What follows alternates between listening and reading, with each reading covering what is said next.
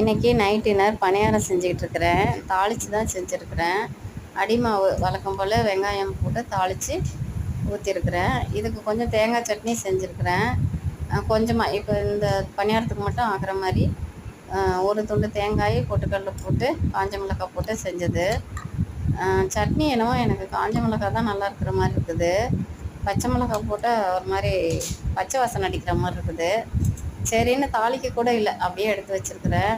இன்றைக்கி கொஞ்சம் நல்லாவே அரைப்பட்டு போச்சு. கொஞ்சம் கம்மியாக தான் அரைப்பேன், அப்போ தான் கல்லில் ஆட்டின மாதிரியே இருக்கும். இன்றைக்கி ஏதோ ஞாபகத்தில் விட்டுட்டேன்.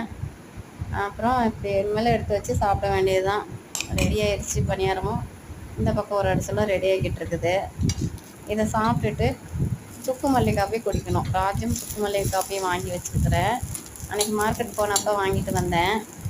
அப்புறம் நைட்டு இதை சாப்பிட்டு அப்புறம் ஒரு 1/2 அன் ஹவர் கழித்து தான் குடிக்கணும். இப்போ டின்னர் ரெடி ஆயிடுச்சு.